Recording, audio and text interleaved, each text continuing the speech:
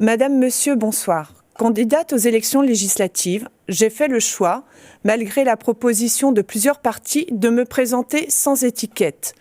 Seule option possible pour ne pas être soumise ultérieurement à des consignes de vote.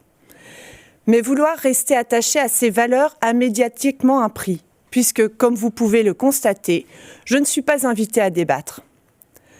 Qu'importe, ces débats ne sont jamais vraiment fructueux. S'il en était autrement, vous n'auriez pas été 57% à vous être abstenus de voter aux précédentes élections législatives.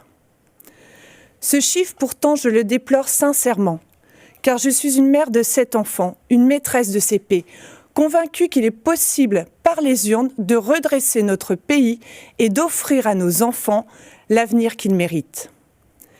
Et je crois fermement ce que mes 7 années de droit m'ont appris. Être député, c'est posséder les armes pour œuvrer dans l'intérêt commun, en se mettant au service de ses concitoyens. Aussi, je serai ce que la tâche requiert, votre porte-parole.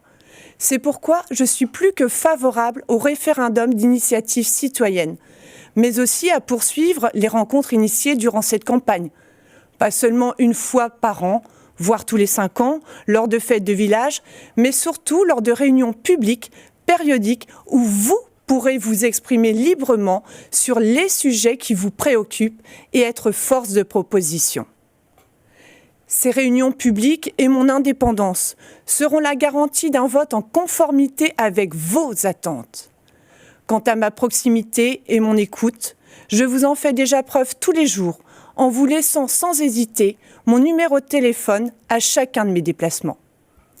Je continuerai aussi à dénoncer les injustices, comme je le fais à vos côtés depuis plus de 2 ans.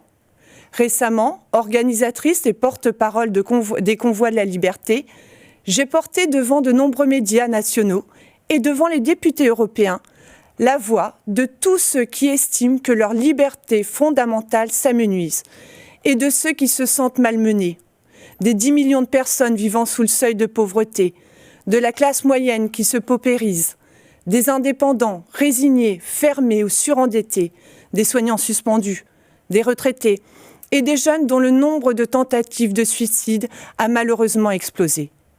Vous trouverez sur mon site et bientôt par courrier des propositions concrètes. Malheureusement, le temps qui m'est imparti ne me permet pas de développer plus amplement. Mais sachez d'ores et déjà que mon ambition est de vous servir avec bon sens et bienveillance.